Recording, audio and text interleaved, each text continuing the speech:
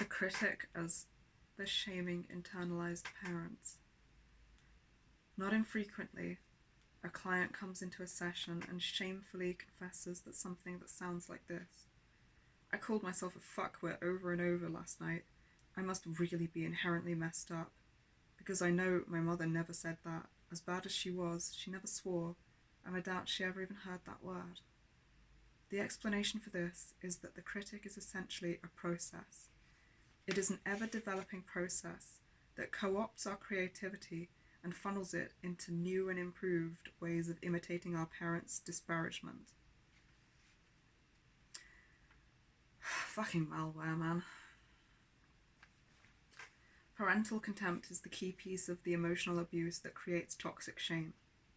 Toxic shame is the emotional matrix of the abandonment depression.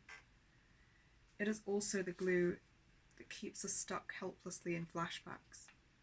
As such, toxic shame is the effect or emotional tone of the inner critic. Shame besmirches us as it emotionally intensifies each of the 14 assaults described above, / in the videos. Internal critic attacks. In mainstream psychology, shame is often described as a social emotion.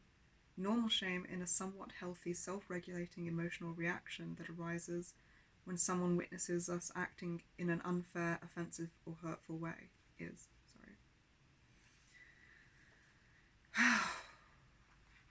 This is not the case with toxic shame, however.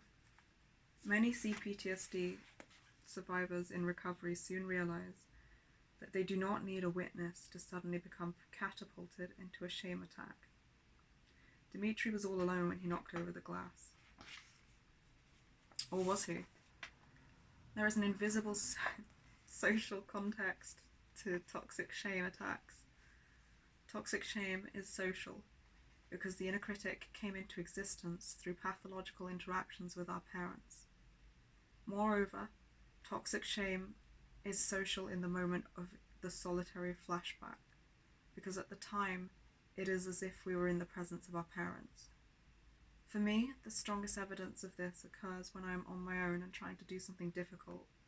If I make a mistake or do not accomplish my task as efficiently as possible, I often feel very anxious that I'm being watched and criticized. I believe this phenomenon corresponds with an internalization of our parents. Our parents were such formative and formidable presences in our developing life that we have strong representations of them in our psyches.